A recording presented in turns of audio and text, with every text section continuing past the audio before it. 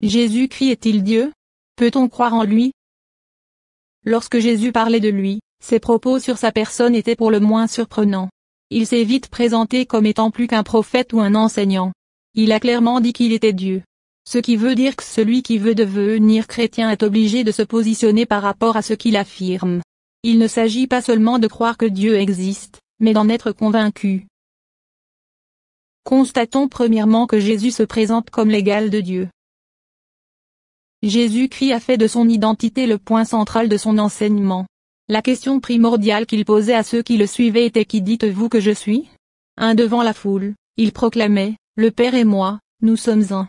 2. C'est pourquoi les autorités juives ont voulu s'en prendre à lui, car selon leur loi, se dire égal à Dieu est le plus haut des crimes.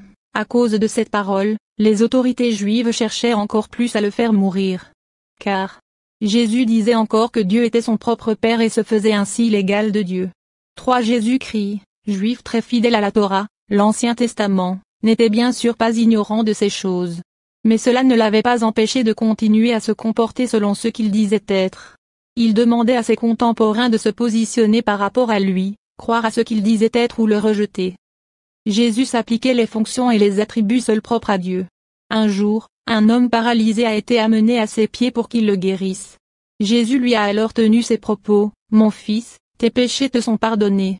Cette parole a scandalisé les chefs religieux car ils se disaient: seul Dieu peut pardonner les péchés. Ils ont là encore pensé que Jésus blasphémait. Dans une discussion, Jésus déclarait son éternité. Les Juifs lui dirent: tu n'as pas encore 50 ans et tu as vu Abraham? Jésus leur dit: en vérité, je vous le dis, avant qu'Abraham fût, je suis. Et en affirmant cela, Jésus prenait à son compte la façon dont Dieu lui-même s'était présenté aux Hébreux: je m'appelle je suis. Son lien avec Dieu était tel qu'il assimilait l'attitude d'une personne envers lui à une attitude envers Dieu. Ainsi, le voir signifie voir Dieu. Le connaître signifie connaître Dieu. Croire en lui signifie croire en Dieu. Le recevoir signifie recevoir Dieu et le haïr signifie haïr Dieu. Nous voyons les faits venir appuyer les propos de Jésus. Jésus apparaît comme un être humain particulièrement unique car il nous est présenté comme étant sans faute.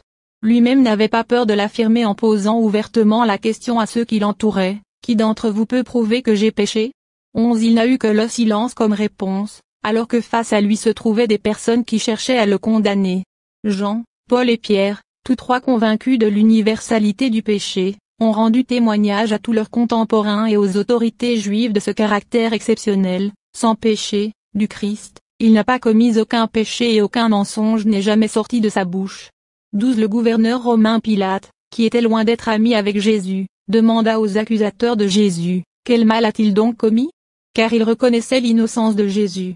Enfin, un des criminels crucifiés en même temps que lui s'est exclamé: pour nous c'est justice car nous recevons ce qu'ont mérité nos crimes, mais celui-là n'a rien fait de mal. Personne sur cette terre ne peut prétendre à une telle pureté d'âme, motivation gratuite, absence de mensonge, pensée toujours honnête et bonne, acte en conformité avec un cœur droit et bon. En ce qui nous concerne, nous les humains, nous sommes tous enclins au mal, dès notre naissance. Jésus-Christ est le seul homme au monde de toute l'histoire de l'humanité sur lequel il nous est rapporté de semblables assertions.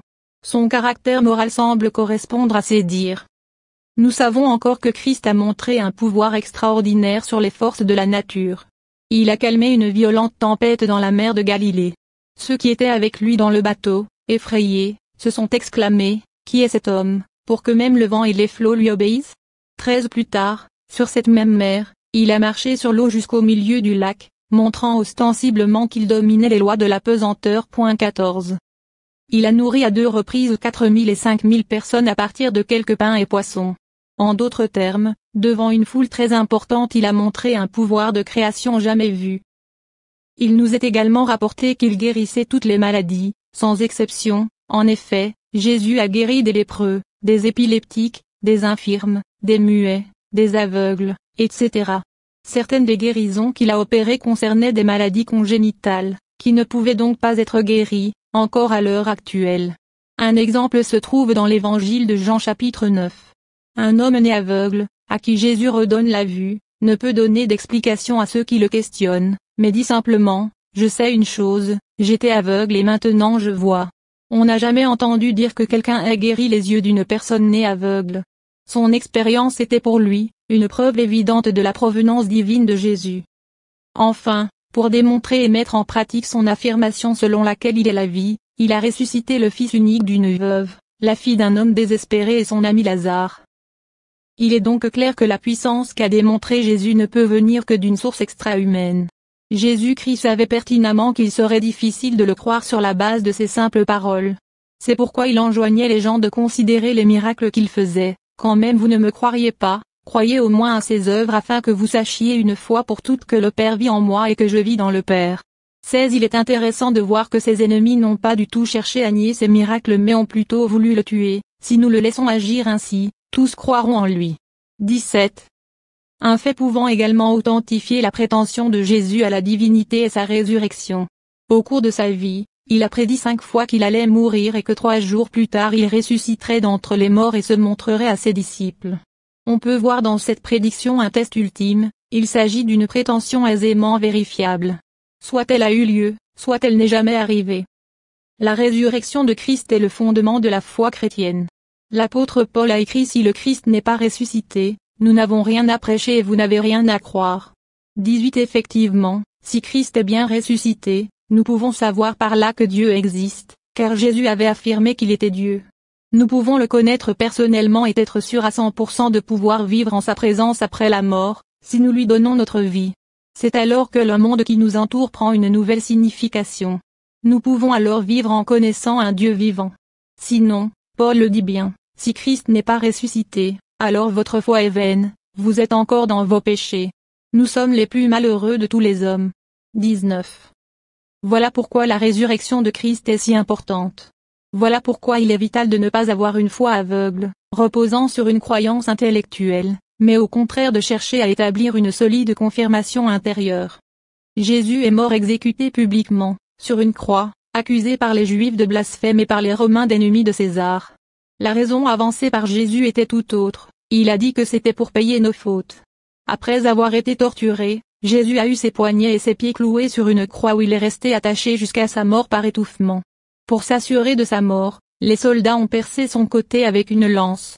Le corps de Jésus a été ensuite enveloppé de bandes couvertes d'un mélange d'aromates, et déposé dans une tombe taillée dans le roc, dont l'entrée était bloquée par une pierre. Puisque Jésus avait déclaré publiquement qu'il allait ressusciter 3 jours après sa mort, il a été décidé que sa tombe serait gardée par des soldats romains. Pourtant, le lendemain du sabbat, le corps n'était plus dans la tombe. Seuls les linceuls qui l'enveloppaient ont été trouvés à l'endroit où le corps avait été mis. Aujourd'hui, nous pouvons encore visiter l'endroit, à Jérusalem. Ensuite, Jésus est resté présent avec ses disciples encore 40 jours avant de remonter au ciel. Et ce ne sont pas 1, 2 ou 3 personnes qui l'ont vu mais des foules de plusieurs centaines de personnes. La première explication donnée par les sceptiques fut que les disciples avaient volé le corps. Dans l'évangile de Matthieu, il nous est en effet rapporté cette histoire qui circulait déjà parmi le peuple après la disparition de Jésus. Mais cette hypothèse semble fausse pour plusieurs raisons. Premièrement, les rédacteurs des évangiles n'ont même pas pris la peine de la réfuter point par point. Ils se sont contentés de décrire le vécu du Christ après sa mort, auprès de dizaines de personnes. Une accusation sans fondement est vite balayée par des faits sérieux dont peuvent témoigner de nombreuses personnes. Deuxièmement, les soldats étaient payés pour veiller activement, sachant ce qui risquait de se passer. C'était donc les discréditer publiquement et gravement que de les accuser d'avoir dormi. Les Romains auraient-ils accepté longtemps un tel déshonneur sur leur armée? Troisièmement, le vol du corps de Jésus aurait été un acte totalement contraire au caractère des disciples, juifs très pieux. Cela aurait signifié qu'ils étaient menteurs, responsables d'une tromperie et de la mort de milliers de personnes par la suite. Quatrièmement, chacun des disciples a dû faire face à la torture ou au martyre pour ce qu'ils pensaient et disaient. Il y a des hommes et des femmes qui sont prêts à mourir pour ce qu'ils croient être juste, même si ce n'est pas le cas. En revanche, personne ne serait prêt à mourir pour un événement qu'il sait être faux. Cinquièmement, même si les disciples avaient volé le corps de Jésus, et qu'il n'était jamais revenu à la vie, nous aurions encore à expliquer ses apparitions, après sa mort, puis au travers des 2 millénaires qui se sont écoulés depuis. Une deuxième hypothèse est que les autorités, soit juives soit romaines, aient mis le corps ailleurs. Mais comment expliquer alors le silence de ces autorités face au discours des disciples à Jérusalem, qui parlaient de la résurrection à tout le monde? Les chefs religieux étaient enragés et faisaient tout ce qu'ils pouvaient pour empêcher que le message de la résurrection de Jésus se propage. Ils les ont fait arrêter, battre et mettre à mort. S'ils avaient eu le corps de Christ, il aurait été facile pour eux de le montrer dans les rues de la ville et l'affaire aurait été close. Le christianisme n'aurait jamais vu le jour. Une histoire qu'on peut peut-être entendre serait que les disciples qui allaient au tombeau étaient en deuil et très attristés, et se seraient ainsi trompés de tombe. Dans leur détresse, ils auraient imaginé que le Christ était vivant. Cette fable imaginaire se trouve confrontée aux mêmes impossibilités que la théorie précédente. Pour les autorités ou le propriétaire de la tombe, il était très vite possible d'exhiber le corps. À la fin du XVIIIe siècle, des opposants acharnés au christianisme sont même allés jusqu'à prétendre que le Christ n'était pas mort sur la croix mais qu'il s'était évanoui. Pris pour mort, il se serait réveillé dans la tombe. C'est mal connaître le fait que les Romains perçaient le cœur des condamnés pour s'assurer de leur mort, ou bien briser les os des jambes pour hâter cette mort, ce qui est arrivé aux deux criminels à côté de Jésus. Enfin, les pierres qui étaient mises devant les tombeaux étaient si énormes que plusieurs hommes étaient nécessaires pour les déplacer. Peut-on sérieusement envisager une seule seconde qu'un homme qui vient d'être fouetté avec des fouets à crochets de fer, pour que le crucifié ait eu la force de s'extirper de son linceul puis de sa tombe en bougeant la pierre et passer outre les soldats romains, n'était pas possible. Ainsi, il ne reste, pour expliquer la disparition de Jésus, que l'hypothèse de la résurrection, attestée par les centaines de témoins qui ont vu Jésus après sa mort, l'ont touché et ont mangé avec lui.